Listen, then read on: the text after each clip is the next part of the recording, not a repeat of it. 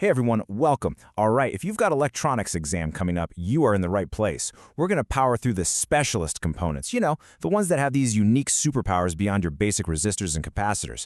Let's just jump right in.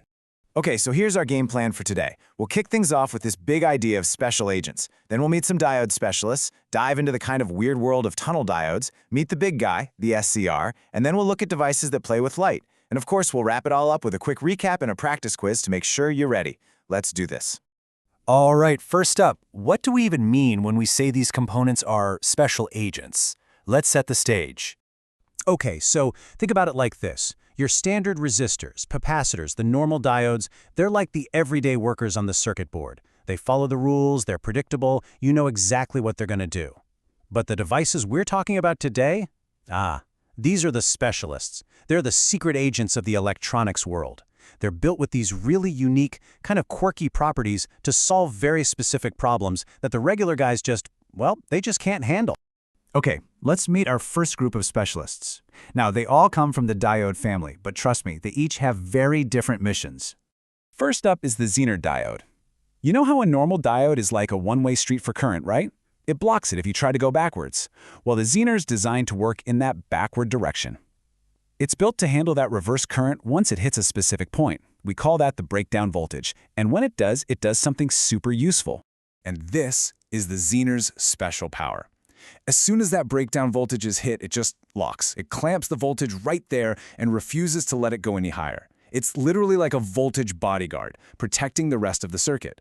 And that makes it absolutely perfect for its #1 job, being a voltage regulator. All right, next up is the Varactor diode. This thing has a really cool double identity. Yeah, it looks like a diode, but its real talent is acting like a capacitor. A capacitor you can change just by tweaking the voltage you feed it.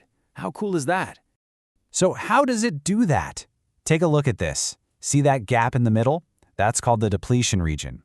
When we apply more reverse voltage, that gap gets wider. And just like pulling the plates of a capacitor apart, a wider gap means less capacitance. So for your exam, just remember this. More voltage, less capacitance. That's the key takeaway right there. Okay, but why do we care about a voltage-controlled capacitor? What's the point? Well, it's all about tuning. Remember turning the knob on an old AM/FM radio? You are physically changing a capacitor to find your station.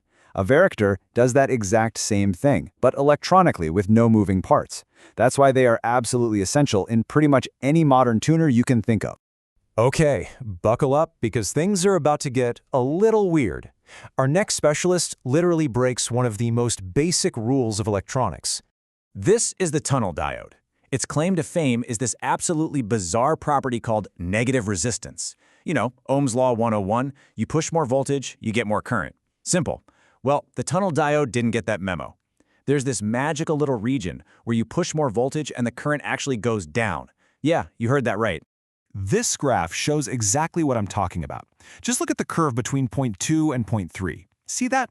As the voltage on the bottom keeps going up, the current on the side takes a nosedive. It's totally backwards.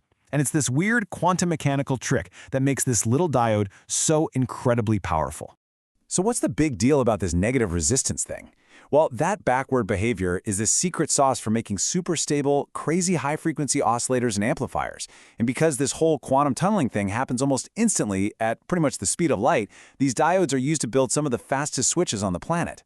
All right, so we're leaving the weird world of quantum physics and we're heading over to meet the heavyweight champion of power switching, the SCR. The SCR, or silicon-controlled rectifier.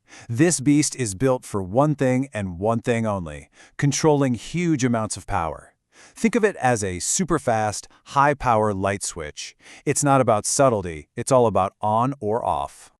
The way it works is kind of like a latch or a trapdoor. So first, it's just sitting there, completely off, blocking all the current. Then you send one tiny little electrical pulse to its gate terminal, and bam, that's the trigger. The trapdoor springs open, the SCR is now fully on, and a massive current can rush through. And here's the really important part to remember. It stays latched on, even after that little trigger pulse is long gone. The only way to turn it off is to cut the main current down to almost nothing.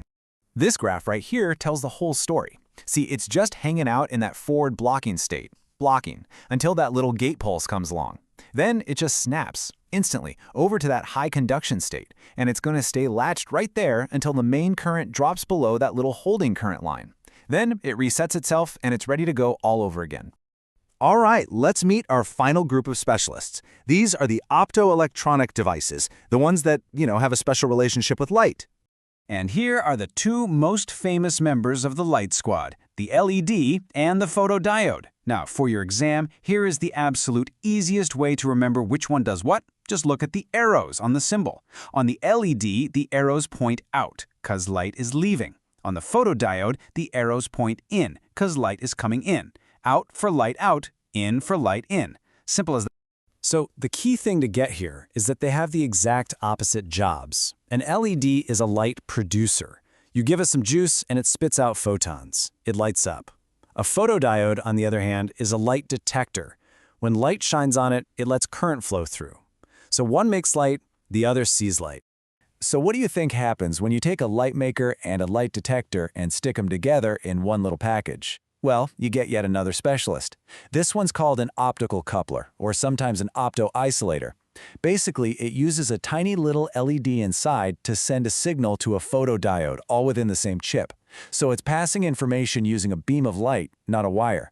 And this is a game changer for safety. It lets you completely isolate a delicate, low-voltage control circuit from a noisy, high-power circuit. They're connected by light, but electrically, they're miles apart. And there you have it. That was our whirlwind tour of the special agents of electronics. Now you've met the whole team. So let's lock all this new knowledge in with a super fast recap and a few practice questions. All right, you ready? Rapid fire round. Let's go. Zener diode, what's its job? Voltage regulator. Varactor diode, that's your voltage variable capacitor for tuning. Tunnel diode, that's the weird one. Negative resistance for high-speed stuff. SCR, the big guy, high-power switch. And our light crew, LED, emits light, photodiode, detects light. You got it? Awesome. Okay, let's see what you retained. Question number 1. The varactor diode, what's its key useful electrical property?